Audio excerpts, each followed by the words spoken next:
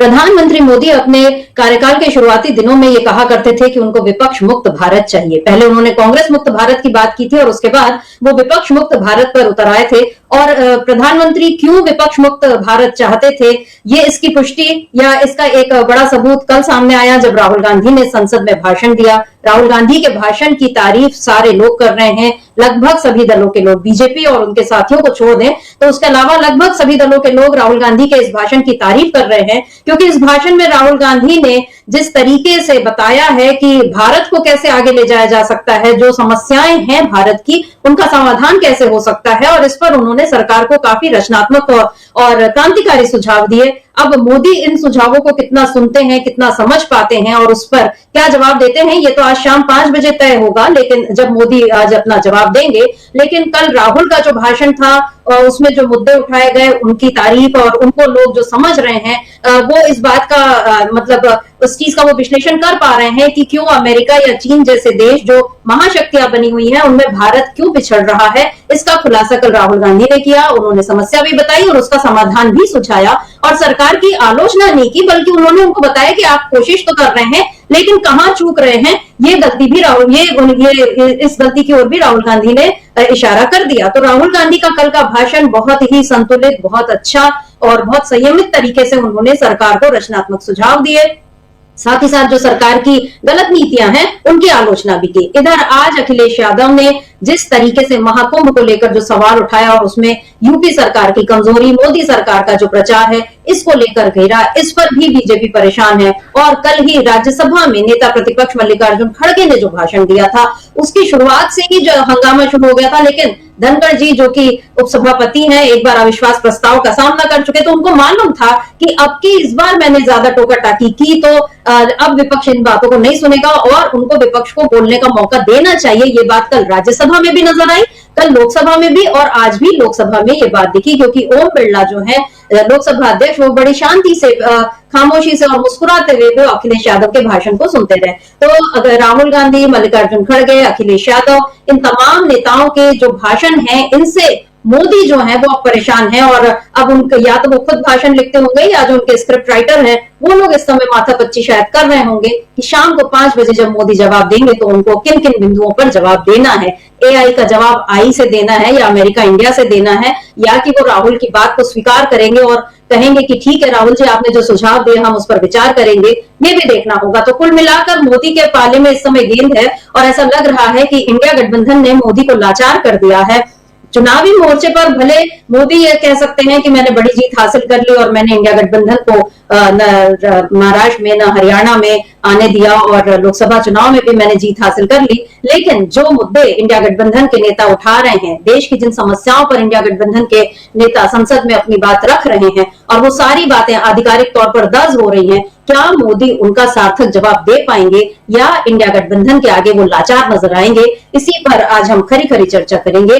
और चर्चा की शुरुआत करने से पहले सबसे पहले सुन लेते हैं राहुल गांधी के कल के भाषण का एक छोटा सा हिस्सा, जिसमें वो बता रहे हैं कि कैसे नई तकनीकी से, AI से और चीन का जो चीन और अमेरिका किस तरह से हमसे आगे हैं और हमको क्या करना चाहिए, ये देश के युवाओं को रोजगार देने के लिए क्या कुछ करना चाहिए। क्या कहा राहुल गांधी ने, एक बार सुन लेते हैं। आज अपना जवाब देंगे, लेकिन कल राहुल का जो भाषण था और उसमें जो मुद्दे उठाए गए, उनकी तारीफ और उनको लोग जो समझ रहे हैं वो इस बात का मतलब उस चीज का वो विश्लेषण कर पा रहे हैं कि क्यों अमेरिका या चीन जैसे देश जो महाशक्तियां बनी हुई हैं उनमें भारत क्यों पिछड़ रहा है। इसका I want to tell the youngsters of this country, people talk about AI, but it's important to understand that AI on its own is absolutely meaningless. And if we look at data today, there is one thing which is very clear.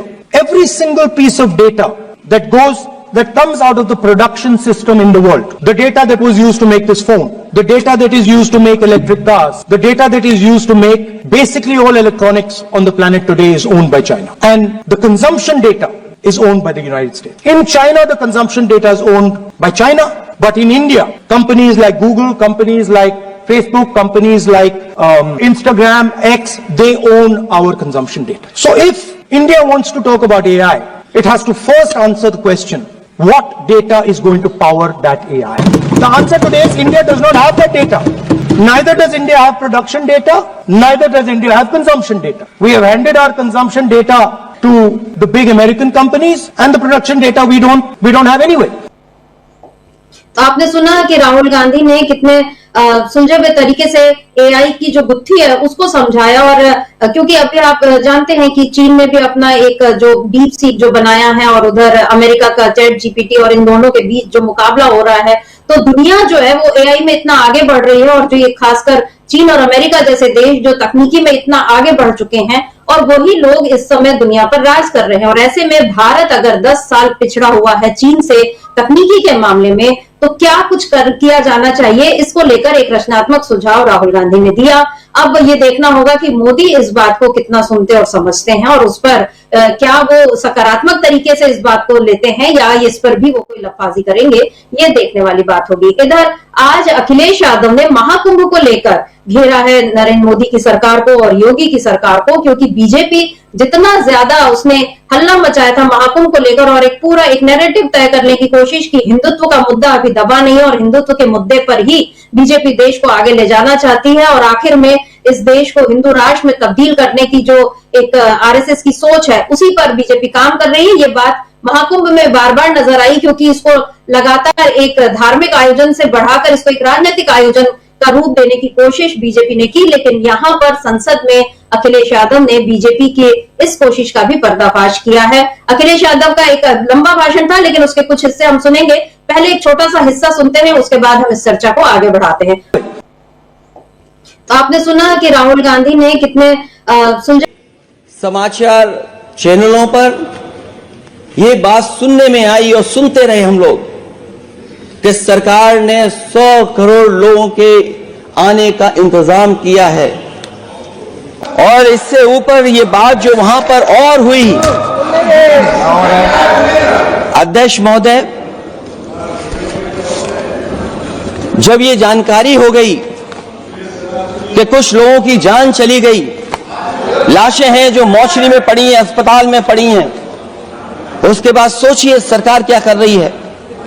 अपने सरकारी helicopter में food भर करके फूलों को डालने का काम किया। सोचिए, ये हमारी कहां की सनातन और सनातनी परंपरा है। मैं जानना चाहूंगा सदन के माध्यम से हमारे माननीय सदस्य बताएं कि जहां लाशें पड़ी रही हों, न जाने कितनी चप्पलें पड़ी थीं, न जाने कितनी चप्पलें पड़ी थीं, न जाने कितने कपड़े पड़े थे, महिलाओं की साड़ियां थी, कपड़े थे, लेकिन उनको कैसे उठाया गया? उन सबको उठाया गया जेसीबी मशीन से, ट्रैक्टर की ट्रॉली से। उनसे उठा करके कहां फेंका कोई नहीं जानता, लेकिन जब उनको लगा कि वहां से बदबू आ रही है, तो यही सरकार के लोग छिपाने लगे हैं। यही आपका महाकुंभ का आयोजन था, और हर बात को छिपाने के लिए न केवल ये लोग मीडिया का सहारा ले रहे हैं, मीडिया का सहारा लेते लेते सुनने में आया है कुछ दबाव और कुछ स्वीटनर भी दिए जा रहे हैं जिससे उनकी खबरें बाहर ना आ जाएं। और अगर अध्यक्ष मोदी ये बात सब गलत है मेरी, अगर ये बात सब गलत मैं कह रहा हूं, तो अभी तो नेता सदन को अभी भाषण देना है। और मैं ये बात और कहना चाहता हूं, आप अपनी तरफ से जानकारी कर लीजिएगा। हमारे उत्तर प्रदेश के मुख्यमंत्री जी ने शोक नहीं प्रकट किया था। जब देश की राष्ट्रपति और प्रधानमंत्री जी ने शोक प्रकट किया, उसके बाद 17 घंटे बाद सरकार ने स्वीकार किया। अध्यक्ष मोदी, ये वो लोग हैं जो आज भी कोई सच्चाई स्वीकार नहीं कर सकते। इनका रास्ता क्या है मैं नहीं जानता हूं, कहां ले जाना चाहते हैं। लेकिन जब अध्यक्ष महोदय, मैंने अभिभाषण पढ़ा है राष्ट्रपति महोदया का, तो वही पुरानी बातें कि बारह। तो आप सुन रहे थे अखिलेश यादव को कि किस तरह से उन्होंने महाकुंभ की जो उसमें जो भगदड़ हुई थी, उसमें किस तरह से सरकार ने आंकड़े छुपाने की कोशिश की, और कैसे खुद मुख्यमंत्री योगी जो है उन्होंने 17 घंटे ले लिए केवल शोक प्रकट करने में, केवल मृतकों के लिए श्रद्धांजलि देने में। तो एक बहुत ही दुखद घटना और उस पर जो राजनीति हुई है उसकी पूरी पोल खोल दी है अखिलेश यादव ने। तो किस तरह इंडिया गठबंधन के नेता संसद में एक बार फिर से दिखा रहे हैं अपना दम, और इसमें मोदी कैसे लाचार नजर आ रहे हैं, या आज शाम को कैसे मोदी लाचार नजर आ सकते हैं, आज इसी पर हम खरी खरी चर्चा कर रहे हैं। हमारे साथ जुड़े हुए अमलेंदु उपाध्याय जी। अमलेंदु जी नमस्कार, स्वागत आपका इस कार्यक्रम में। अमलेंदु जी, अभी अपने राहुल गांधी को हमने कल सुना, अभी हमने उनका थोड़ा सा हिस्सा भी सुना है भाषण का, और अखिलेश यादव, ये जो दो नेता हैं, इन दोनों ने, मोदी सरकार को ये उम्मीद रही होगी कि बजट के बाद जितनी बातें होंगी कि वो वाहवाही कराएंगी, और कि कितना अच्छा बजट, जैसा वो बता रहे हैं कि अभी बड़े बड़े विज्ञापन छप रहे हैं फुल पेज के कि 12 लाख का पे जो टैक्स की छूट है और वो मिडिल क्लास को कैसे खुश किया जा रहा है। टोटली नैरेटिव जो है वो चेंज करने की कोशिश की थी मोदी ने बजट के सहारे, लेकिन महाकुंभ की भगदड़ की जो बात है वो दब नहीं रही। और इधर राहुल गांधी ने एक नया मसला उठाकर मोदी को मजबूर कर दिया है कि वो जवाब दें, तो उन पर, इन मुद्दों पर भी बात करें। अगर मोदी बात नहीं करेंगे तो ये समझ में आएगा कि मोदी को राहुल गांधी की बातें समझी ही नहीं, या वो इतनी जानकारी ही नहीं रखते हैं। और अगर मोदी जवाब देते हैं तब भी देखना होगा कि मोदी किस तरह से इन बातों का सही जवाब दे पाते हैं। और अगर देते हैं तो बहुत अच्छी बात है, क्योंकि प्रधानमंत्री हैं, अगर वो एआई जैसे आधुनिक तकनीक पर कुछ बोलते हैं तो देश को उसी दिशा में ले जाने की जरूरत भी है। जबकि मोदी ले जाना चाहते हैं देश को सनातन और वो हिंदुत्व की बात करते करते वैदिक काल में ले जाने की कोशिश में है मोदी। तो ऐसे में क्या राहुल और अखिलेश दोनों ने मिलकर मोदी को फंसा दिया है? इस पर आपका जवाब चाहती हूँ। देखिए समिता जी, एक तो कल जो राहुल गांधी का और मल्लिकार्जुन खड़गे का दोनों का भाषण था, बहुत ज़बरदस्त भाषण था, और सरकार ज़बरदस्त तरीके से घिरी हुई नज़र आई।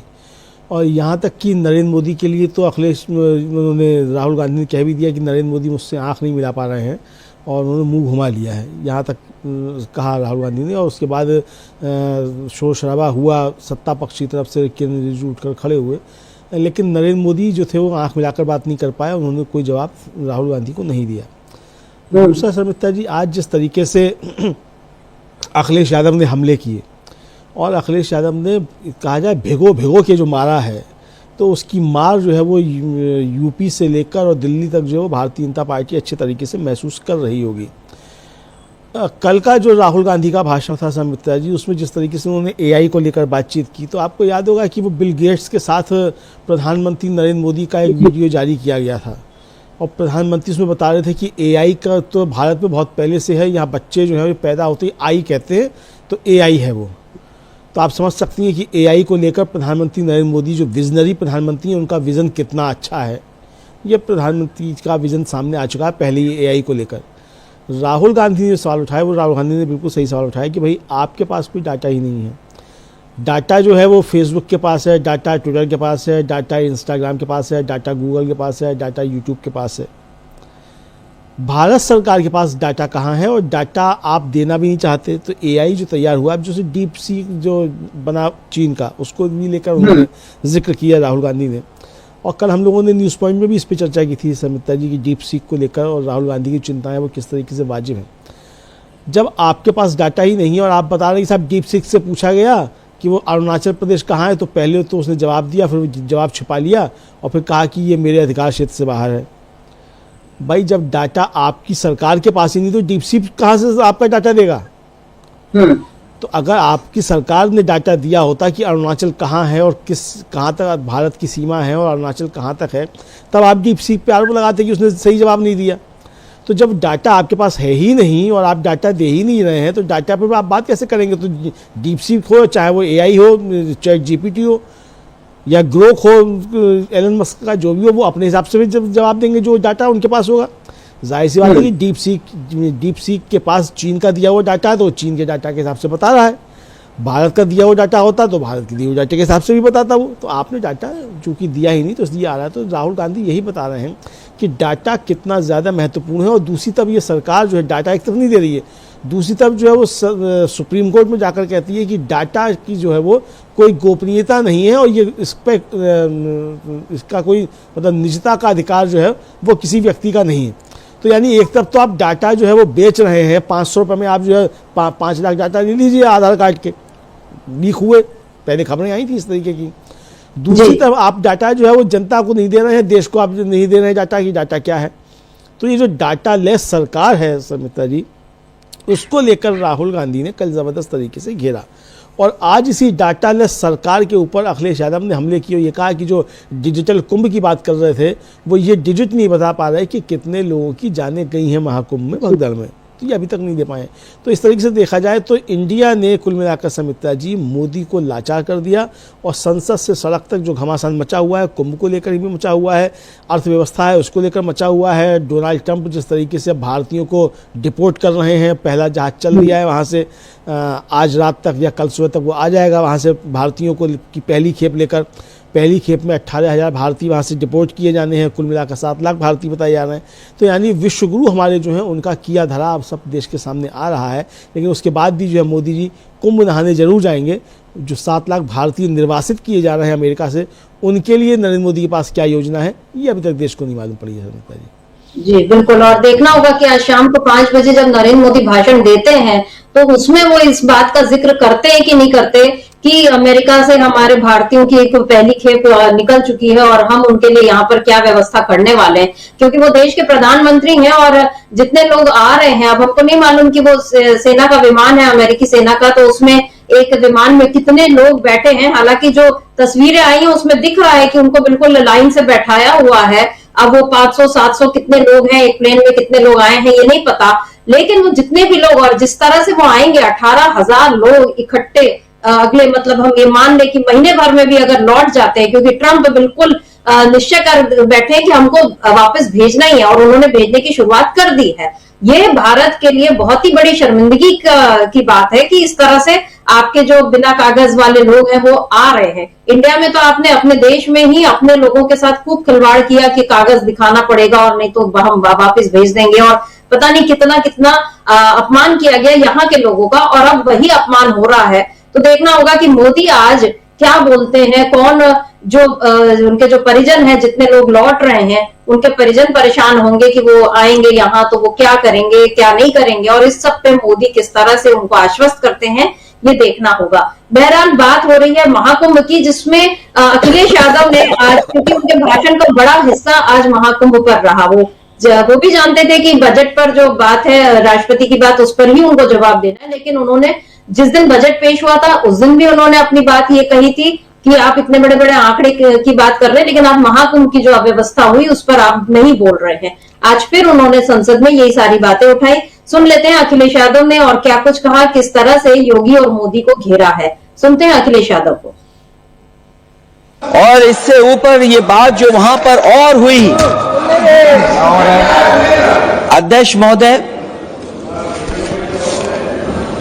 जब ये जानकारी हो गई कि कुछ लोगों की जान चली गई, लाशें हैं जो मोर्चरी में पड़ी हैं, अस्पताल में पड़ी हैं, उसके बाद सोचिए सरकार क्या कर रही है।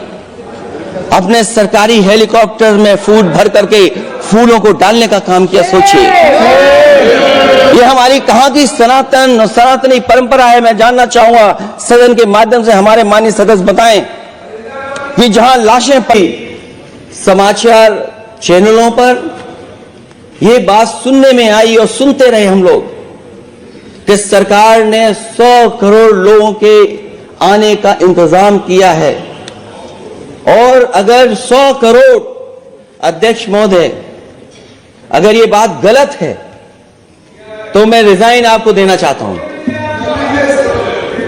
अगर अध्यक्ष महोदय, ये माननीय सदस्य लोग अगर ये नहीं सुन पा रहे हैं तो मैं इनको एक एक को आप अमरेंद्र जी, यहाँ पर अखिलेश यादव ने बहुत बड़ी बात कह दी। उन्होंने ये कहा कि 100 करोड़ के आने का दावा था सर, और ये कि हमने इंतजाम किया है। आने का दावा नहीं, हमने इंतजाम किया 100 करोड़ का, और अगर ये बात झूठ है तो मैं इस्तीफा देने तैयार हूं। ये जो बड़ी बात बोल दी, क्या इसमें योगी सरकार का झूठ एकदम सामने आ गया है? क्योंकि अखिलेश यादव ने ये भी बताया कि कितना प्रचार किया और इतना जब इतनी भगदड़ हो गई अब तो उसको हटा दो। वो अभी भी अपने होर्डिंग्स नहीं हटा रहे। वीआईपी लोगों की जो जिस पर बात हुई थी कि वीआईपीओ के कारण इतनी मुश्किल हुई जनता को और इसीलिए ये सारी भगदड़ जैसी स्थिति बनी और ये सारा ये जो बड़ी दुर्घटना हुई है, लेकिन इसके बाद हमने देखा कि 2 दिन शांति रही, लेकिन फिर वीआईपी पहुंचना शुरू हो गए, अलग अलग देशों के राजदूत पहुंचे, उपराष्ट्रपति पहुंचे, वहां वो जाकर गदगद है कि बहुत अच्छी व्यवस्था है। कल मोदी जा रहे हैं, उस टाइमिंग पर भी बात उठ रही है कि कल जब दिल्ली में चुनाव पड़ रहे होंगे तो मोदी वहां पर कुंभ में डुबकी लगाएंगे। ये एक मैसेज है बताने का कि देखो हिंदुत्व को वापस वो करना है। तो सारी चीजें एक और जो राहुल गांधी ने मुद्दा उठाया वो विकास की बात है, असली विकास की बात वो है, और ये जो है देश को पीछे ले जाना चाहते हैं। क्या कहेंगे यहाँ पर अखिलेश यादव ने जो इस्तीफा देने वाला एक जो बड़ा बयान दिया है, क्या कहेंगे? देखिए सुमित्रा जी, मुझे लगता है कि भारतीय जनता पार्टी के लोगों को इस्तीफा ले लेना चाहिए था अखिलेश यादव से। वो तो कह रहे हैं कि भाई अगर मेरी बात गलत है तो मैं इस्तीफा देने को तैयार हूँ। तो अखिलेश यादव को गलत साबित करती भारतीय जनता पार्टी, लेकिन पूरी भारतीय जनता पार्टी की तरफ से एक भी चू चप्पड़ जो थी अखिलेश यादव की इस चुनौती पर सामने निकल कर नहीं आई। और अभी तक जो है भारतीय जनता पार्टी की तरफ से कोई ऐसा वक्तव्य कम से कम हमने नहीं देखा कि जिसने कहा कि अखिलेश यादव गलत बयानी कर रहे थे वो अपना इस्तीफा दे दें। अखिलेश यादव ने तो साफ तौर पर कहा कि अगर मेरा कहना गलत है तो मैं इस्तीफा देने को तैयार हूँ। और ये बात तो सुमित्रा जी लगातार जो थी वो समाचार पत्रों में और मीडिया में आती रही कि साहब 100 करोड़ लोगों का इंतजाम किया गया है, भव्य महाकुंभ हो रहा है, 144 साल के बाद महाकुंभ हो रहा है। इस पर भी अखिलेश यादव ने कहा कि जो लोग भी ज्योतिष विज्ञान को और खगोल विज्ञान को जानते हैं वो जानते हैं कि भाई 144 साल के बाद ही हर महाकुंभ होता है। क्योंकि 12 साल पे होता है तो 12 साल के 112 को 12 से कीजिए तो 144 होते हैं, तो हर महाकुंभ 144 साल के बाद ही हो रहा है। इससे पिछला भी 144 साल के बाद ही ये हुआ था, उससे पिछला भी 144 साल के बाद ही हुआ था। तो ये तो सदियों से चला आ रहा है। तो इसको ऐसे प्रचारित किया गया कि अगर मोदी और योगी ना होते तो 144 साल के बाद ये महाकुंभ होता ही नहीं। तो इस तरीके से प्रचार किया। तो जब आपने ये प्रचारित किया था और आपने कहा था कि 100 करोड़ लोगों का इंतजाम किया है आपने, तो फिर आप वो डाटा क्यों नहीं दे पा रहे हैं कि कितने लोगों की जानें गई हैं भगदड़ में? और अखिलेश यादव तो बहुत बड़े आरोप लगा रहे हैं कि वहाँ जो है वो लोगों की मृत जो है वो शरीर है वो सड़ रहे हैं, वहाँ से बदबू आ रही है। और आप अभी तक जो ये नहीं बता पा रहे हैं कि कितने लोग उसकी जाने गई, सूची आप नहीं दे पा रहे हैं। और ये सवाल उठ रहे हैं समिता जी कि अगर नहीं हुई है वहाँ कोई दुर्घटना और इस तरह की चीज़ें नहीं हुई हैं तो इस सरकार को ये डाटा देने में क्या दिक्कत है कि जिन 30 लोगों को सरकार ने स्वीकार कर लिया है उन 30 के नाम भी क्यों नहीं बता पा रही है सरकार कि 30 लोग ये हैं, वो सूची क्यों नहीं आ रही है कि इन 30 की जान गई है? और जो कल प्रोफेसर रामगोपाल यादव कह रहे थे, बता रहे थे कि भाई 15,000 रुपये लोगों को लेकर दिए जा रहे हैं कि अपनी जो है वो जो आपके जो परिजन हैं जिनकी उसमें जाने गई हैं उनको आप लेकर यहाँ से चले जाइए कहीं भी और 15,000 जो आने जाने का आप खर्चा ले लीजिए। तो यानी एक तो ये कि मुआवजा नहीं देना पड़े, मुआवजा तो खैर सरकार देती नहीं। जब कहा था कि भाई कोविड में जो जिनकी जाने जाएंगी उनको 4 लाख रुपये दिया जाएगा, उससे बाद में मुकर गए, पैसा नहीं दिया जाएगा, आज तक नहीं दिया गया। तो और फिर अब इसमें महाकुंभ में भी दूसरा ये कि साहब ये पोल खुल जाएगी कि 100 करोड़ लोगों का इंतजाम किया था आने का, तो आप इतनी व्यवस्था क्यों नहीं कर पाए? और वीवीआईपी को लेकर जो सवाल उठे थे समित्रा जी, उस दिन भी वीवीआईपी की वजह से ही भगदड़ हुई, ये भी कहा जा रहा है। क्योंकि वीवीआईपी के लिए 30 पेंटून पुल जो थे बंद कर दिए गए, ये आरोप लग रहे हैं। अब ये किए गए थे नहीं किए गए थे ये तो सरकार जाने, लेकिन आरोप जो लग रहा है वो ये कि 30 पेंटून पुल बंद कर दिए गए और उसी की वजह से लोगों को 25-25 किलोमीटर दूर जो था वो चलकर जाना पड़ा, उसी में भगदड़ मची। ये सब चीज़ें आ रही हैं। तो ये डाटा इसीलिए दिया जा रहा है कि इससे सरकार जो है बेनकाब हो जाएगी कि उसके जो इंतज़ाम के दावे थे वो कितने खोखले थे। लेकिन जो एक और बात अखिलेश यादव ने कही वो बहुत ज़्यादा महत्वपूर्ण है। वो समित्रा जी शायद धूमिल की कविता है कि जब आपके कमरे में, घर के कमरे में लाश पड़ी हो तब आप जो है दूसरे कमरे में मंगल कैसे बना सकते हैं? तो जिस समय आपके मोर्चरी में लाशें पड़ी हों तो उस समय आप फूलों की वर्षा कैसे कर सकते हैं? ये बहुत सोचने वाली बात है। और 144 साल में पहली बार हो रहा है, बल्कि एक तरह से कहा जाए कि जब से महाकुंभ की परंपरा है तब से पहली बार हो रहा है कि जो शाही अखाड़ों का मुहूर्त होता है, अखाड़ों का शाही स्नान करने का, उस मुहूर्त में अखाड़े थे वो शाही स्नान नहीं कर पाए। ये महाकुंभ में सनातन परंपरा में पहली बार हुआ है और इसलिए हुआ है कि नरेंद्र मोदी प्रधानमंत्री हैं, योगी आदित्यनाथ उत्तर प्रदेश के मुख्यमंत्री हैं। इसी तरीके से एक गोस्वामी जो निश्चलानंद सरस्वती शंकराचार्य हैं, उनका एक वक्तव्य जो है काफ़ी ज़्यादा वायरल हो रहा है कि सरकार ने किस तरीके से जो था वो कुंभ को महाकुंभ, अर्ध कुंभ को कुंभ, कुंभ को महाकुंभ कर दिया और विधानसभा में प्रस्ताव पारित करा दिया और शास्त्र सम्मत नहीं है। ये वो आरोप साफ तौर पर लगा रहे हैं और कह रहे हैं कि ये राजनीतिक लोग हैं, इनको ना तो वेद की समझ है और ना शास्त्रों की समझ है, ये अपने राजनीतिक हिसाब से फैसले देते हैं। ये वो कहते हुए नजर आते हैं। यानी चारों शंकराचार्य जो हैं वो भी इस सरकार के इस कृत्य के खिलाफ खड़े हुए साफ तौर पर नजर आ रहे हैं। तो ये समझता ही देखा जा सकता है कि इन्होंने किस तरीके से हिंदू धर्म को राजनीति का हथियार बना दिया और सबसे ज़्यादा अहित अगर हिंदू धर्म का कोई कर रहा है तो भारतीय जनता पार्टी कर रही है। और यही जो बात से अखिलेश यादव कह रहे थे कि हिंदू विरोधी सरकार जो है ये आ गई है और ये हिंदुओं की जाने गई हैं उस कुंभ में, उनका भी डाटा ये सरकार नहीं दे रही है।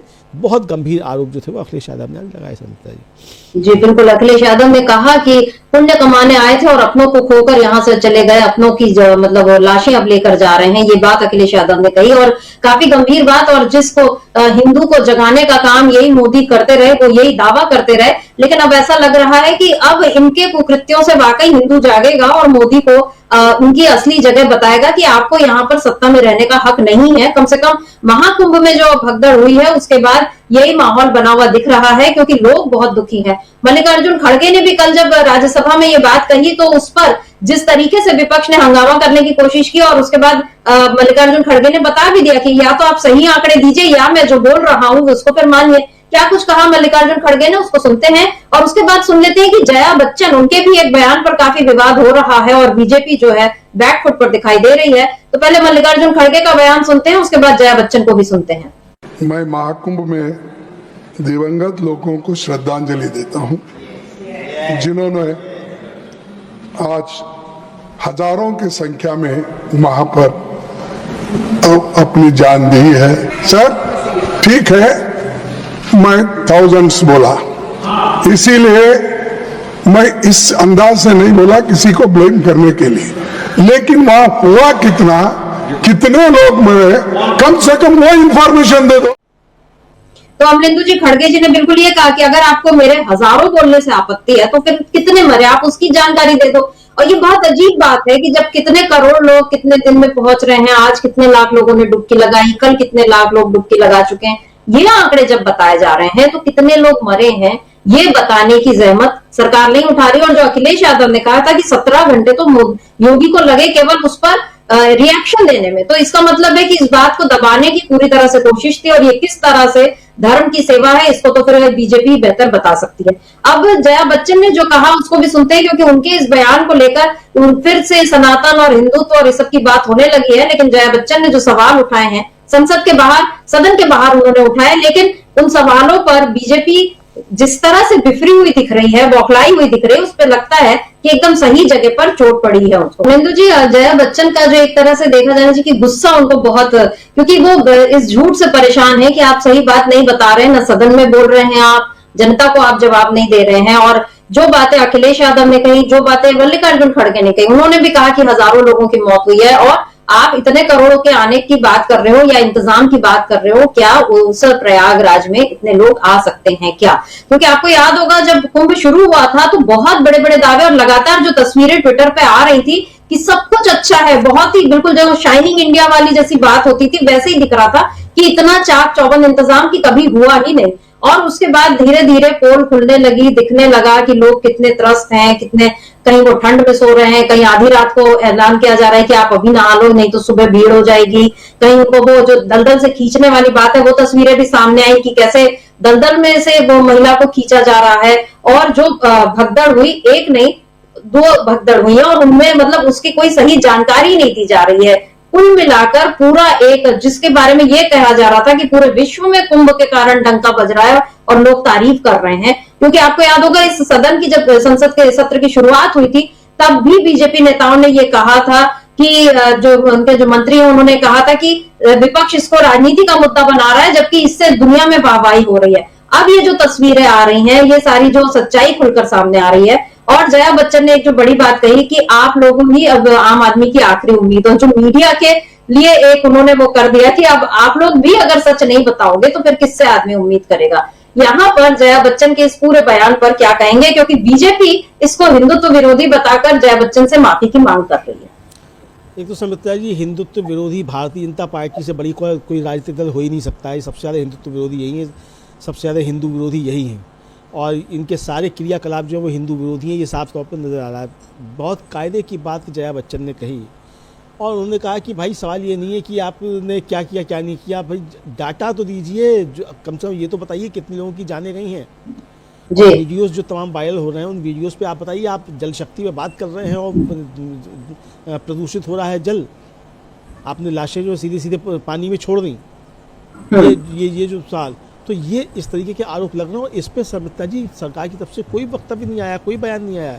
अखिलेश यादव ने भी आज जब ये बात कही कि 17 घंटे मुख्यमंत्री को लग गए ये स्वीकार करने में कि कोई भगदड़ हुई है, जबकि प्रधानमंत्री और राष्ट्रपति सुबह ही जो थे स्वीकार कर चुके थे कि भगदड़ हुई है उसमें जाने गई हैं और श्रद्धांजलि भी दे दी थी, लेकिन मुख्यमंत्री ने कोई जो था उस पर नहीं किया, बल्कि एक तरीके से धमकी दे रहे थे कि अफवाहें ना फैलाई जाएं।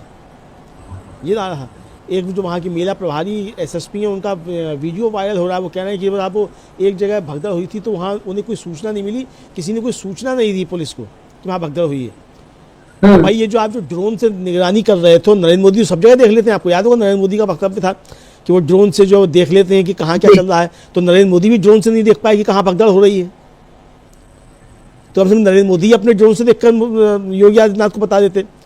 मीडिया पे चल रहा था कि साहब 3 घंटे में 4 बार नरेंद्र मोदी ने योगी आदित्यनाथ से बातचीत की है उस दिन, तो 4 बार बातचीत की तो ड्रोन से देख के बता देते कहाँ भगदड़ हो रही है, कितने लोग मरे हैं जी। तो नहीं बताया नरेंद्र मोदी ने भी, तो ड्रोन किस काम के था नरेंद्र मोदी का।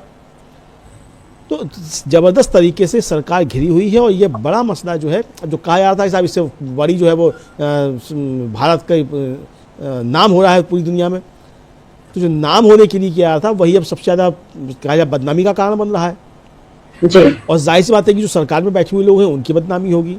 पूरी दुनिया में बदनामी यही हो रही है कि नरेंद्र मोदी प्रधानमंत्री हैं और योगी आदित्यनाथ उत्तर प्रदेश के मुख्यमंत्री हैं और इतनी बड़ी घटना हो गई, ये सरकार जो है वो डाटा छिपा रही है।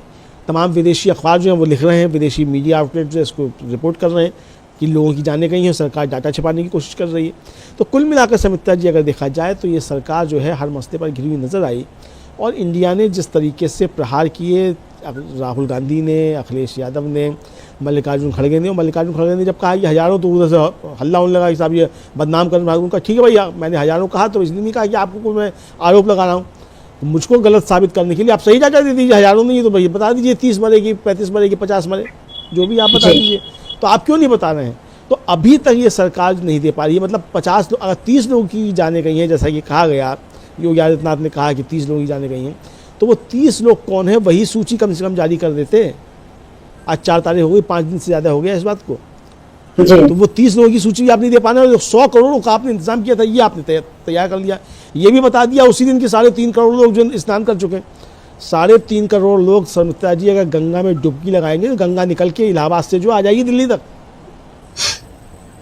3.5 करोड़ लोग अगर डुबकी लगा लेंगे तो भाई ठीक है, आप अगर मूर्खों के सरदार हैं तो पूरी दुनिया को हम मूर्ख क्यों समझते हैं कि 3.5 करोड़ लोग गंगा में डुबकी लगाएंगे और गंगा जो वो इलाहाबाद में बहती रहेगी, निकल कर बाहर नहीं आएगी, दिल्ली तक नहीं आएगी।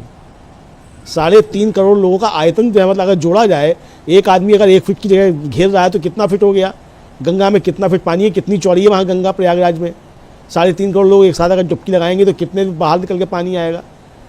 तो इसीलिए चूंकि वैज्ञानिक तरीका नहीं है, कुछ जानते नहीं है, तो जो भी लफाजी करनी है वो लफाजी कर दी जाए।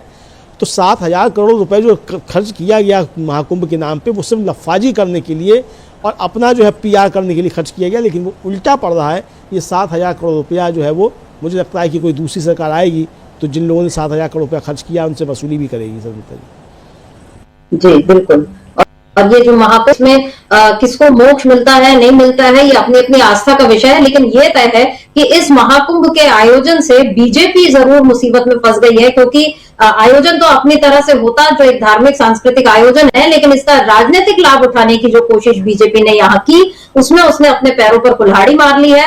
बीजेपी अगर इस आयोजन को जैसा सदियों से होता आया है वैसे ही होने देती और इसमें जबरदस्ती का प्रचार करना या ये कहना कि मोदी और योगी के कारण ही हिंदुत्व को आज इतना ऊंचा स्थान मिल रहा है, अगर इस तरह का एक प्रोपेगेंडा नहीं फैलाती बीजेपी तो शायद थोड़ा लोग उतना नाराज नहीं होते। लेकिन अब लोगों की नाराजगी खुलकर दिख रही है और विपक्ष जो सवाल उठा रहा है उनके जवाब मोदी के पास नहीं है। मोदी पूरी तरह से सरेंडर करते हुए दिखाई दे रहे विपक्ष के आगे।